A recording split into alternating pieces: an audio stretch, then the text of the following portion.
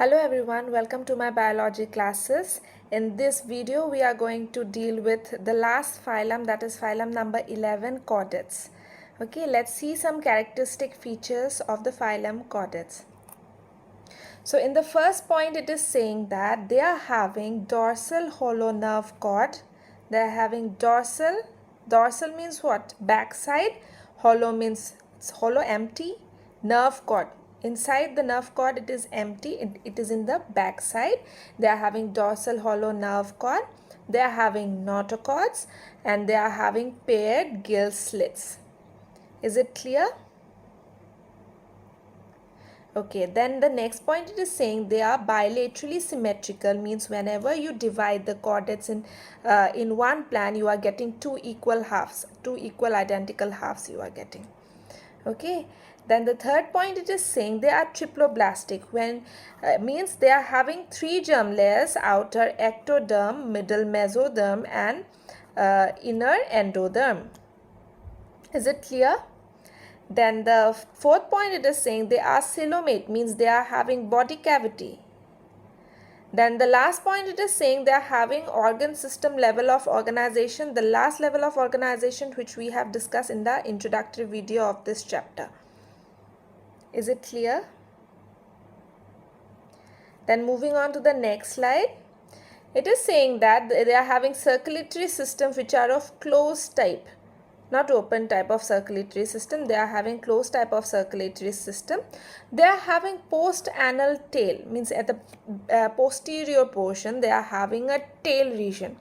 So you can see in this figure, this is a chordate which are having a nerve cord, dorsal hollow nerve cord. They are having notochordal structure, they are having notochords, they are having gill slits and they are having post-anal tail.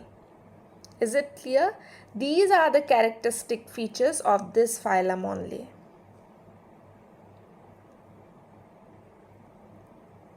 Okay, then moving on to the next slide. Three subphylums is there under Chordata. So Chordata is the phylum number 11, and under this phylum there are more three phylums. Okay, we'll study now in this video. So the first subphylum is Chordata. Chordata.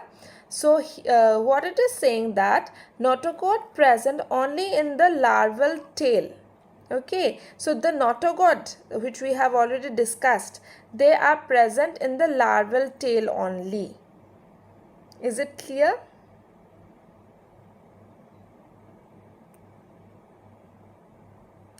The examples are Ascidia, Salpa, Doliolum. Is it clear? Three examples for Chordata which are having notochordal structure at the larval tail.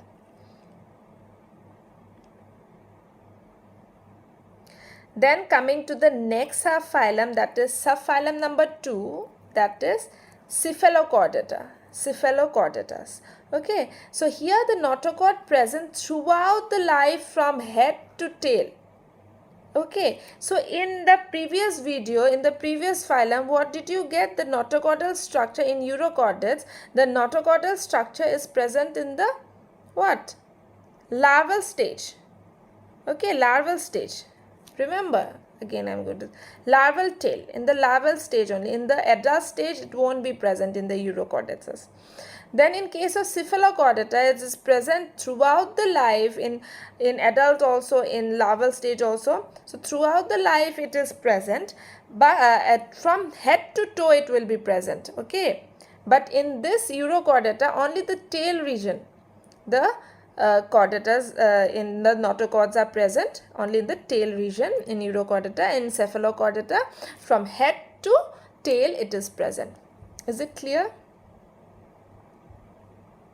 Example is bronchostoma. This is the picture showing a bronchostoma. Okay, then moving on to the third subphylum, that is vertebrates. Vertebrates which are having notochords. Notochords are present in the embryonic stage. Notochords are present in embryonic stage and it gets replaced by the vertebral column in the adults. Is it clear? So this is the vertebral column. In human it is showing humans, that is mammals, falls under vertebrates. Is it clear? So what did you understand? That in Urochordatas, the notochords are present in the larval tail region only. Okay. In Cephalochordata, the notochord is present throughout the life from head to toe. Head to tail, not toe, it's tail. Okay. Then in case of vertebrates, the notochords are present in the embryonic stage, but it is replaced by a vertebral column in case of adults. Later in the stage it has been replaced. Is it clear? The three subphylums of chordates. Okay, then moving on to the next slide. It is saying that the subphylum vertebrates is again divided into two main groups. This vertebrates, which the last one which we have studied, it has been divided into two main groups, that is Agnatha and Gynethostoma. Okay, in case of Agnatha, it is a jawless fish. This jaw is not there. Okay, it's a fish, does not have jaws, like lampreys and hagfish.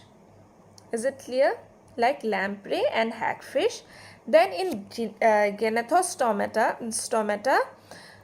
they are jawed vertebrates, means they are having this jaws. Is it clear?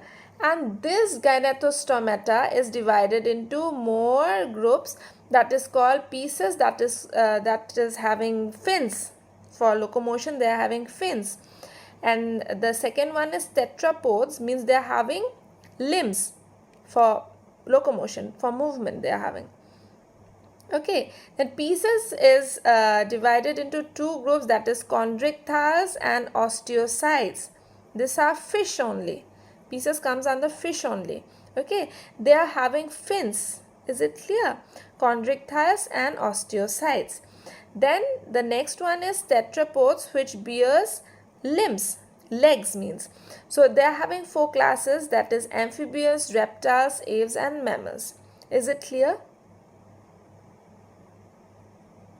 So in my next video, I will bring all these in details one by one.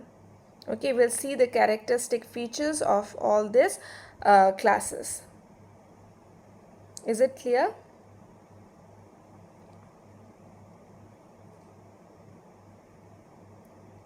So we have completed phylum number, all the phylum till phylum number 11, that is chordate. We have completed all the characteristic features.